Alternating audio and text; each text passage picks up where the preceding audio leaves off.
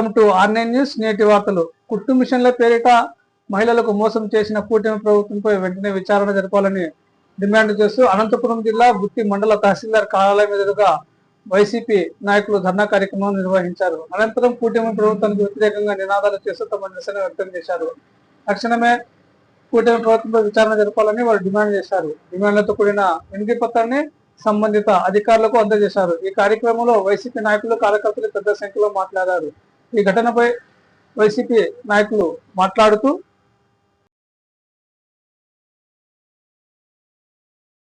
ఈ కార్యక్రమంలో వైసీపీ పట్టణ convener Madhusudan Reddy, municipal chairperson వన్నూర్వి, వైస్ చైర్మన్ బిందేవరలక్ష్మి, ఎంపీపీ విశాలాక్షి, కౌన్సిలర్లు వరదరాజులు, వాల్మీకి శివ, రూతమ్మ, మార్తాండ్ హసీనా, వైసీపీ జిల్లా నాయకులు గురుప్రసాద్ యాదవ్, ప్రవీణ్ కుమార్ యాదవ్, రంగారెడ్డి, కటిక మున్వర్, బ్రహ్మకుమార్, రంగస్వామి, కొత్తపేట రాము, రౌఫ్, బింగిబాబు, రమేష్ రెడ్డి, ధర్మపురం చంద్ర, వైసీపీ యువ నాయకులు షఫీ, నాగేంద్ర, వైసీపీ మహిళా నాయకురాలు హేమలత, వైసీపీ నాయకులు కార్యకర్తలు పెద్ద సంఖ్యలో ఈ కార్యక్రమంలో పాల్గొన్నారు.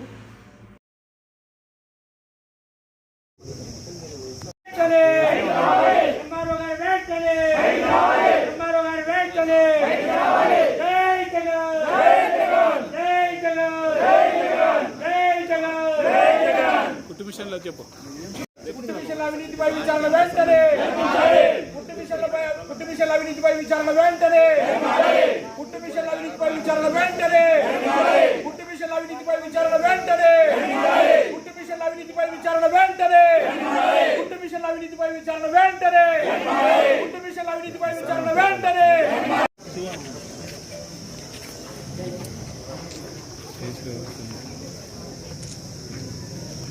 కుట్టు మిషన్లపై అవినీతిని వెంటనే, కుట్టు మిషన్ల అవినీతిని వెంటనే, కుట్టు మిషన్ల అవినీతిని వెంటనే. జై జగన్.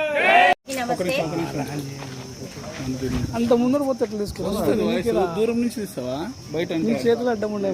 రైట్, చెప్పు. నా అందరికీ నమస్తే. రాష్ట్ర వ్యాప్తంగా వైఎస్ఆర్సీపీ పార్టీ తరఫున ప్రతి నియోజకవర్గం నుంచి కింద స్థాయి గ్రామ స్థాయి వరకు కూటమి ప్రభుత్వం ఏర్పాటు చేసిన కుట్టు మిషన్ల శిక్షణ మరియు మిషన్ల యొక్క కార్యక్రమంలో 167 కోట్ల అవినీతి జరిగింది.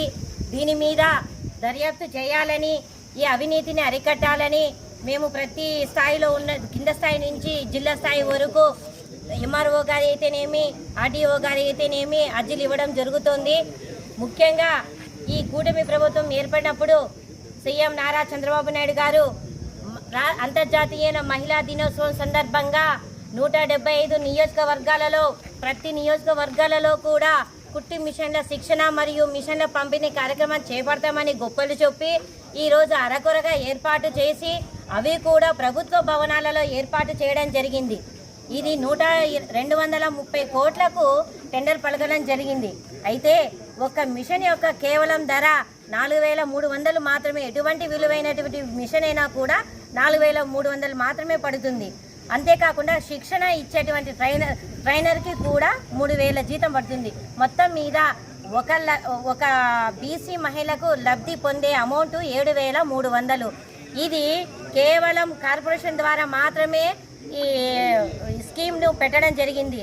ఇది స్కీమ్ కాదు, ఇది కేవలం కార్పొరేషన్ల ద్వారా ఇచ్చే స్కీమ్ కాదు, కేవలం స్కిల్ డెవలప్మెంట్ కింద ఇచ్చేది మాత్రమే.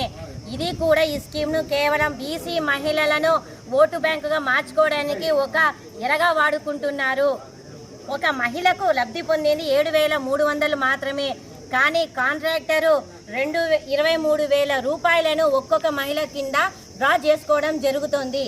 అంటే టోటల్గా ఒక మహిళకి 23,000 అంటే నిజంగా అయితే 7,300 మాత్రమే.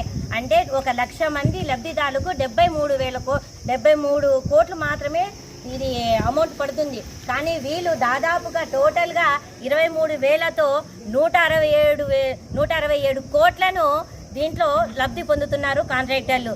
దాదాపుగా ప్రీ ఎడిట్ కింద 65 మంది దాదాపు కాంట్రాక్టర్లు దీన్ని టెండర్ వేసుకుంటే క్షేత్రస్థాయిలో 56 కాంట్రాక్టర్లను డిలే చేయడం జరిగింది. మిగతా 9 మందిలో కూడా 6 మందిని కూడా డిలే చేసి కేవలం వాళ్ళ ప్రభుత్వానికి కాళ్ళకు అడుగులకు మడుగులెత్తే వారికి మాత్రమే కాంట్రాక్ట్ని ఉపజొప్పించి ఈరోజు ప్రజల సొమ్మును లోపల అధికారుల నుంచి ఒక ప్రజాప్రతినిధుల వరకు దొంగగా అవినీతిగా చేసుకుంటున్నారు. నువ్వు ప్రభుత్వం ఏర్పడినప్పటి ఈరోజు కూటమి ప్రభుత్వాన్ని మేమంతా కూడా వైఎస్ఆర్సీపీ పార్టీ తరఫున మేము అడుగుతున్నాము. గెలిచి 11 నెలలు అవుతుంది కదా, కనీసం నువ్వు చెప్పినటువంటి ఒక్క పథకం కూడా నెరవేర్చలేదు. నువ్వు ఏదైనా వస్తే నా డబ్బు లేవు, అయ్యో భయం వేసిందని సినిమా డైలాగ్ చెప్తున్నారు సీఎం గారు.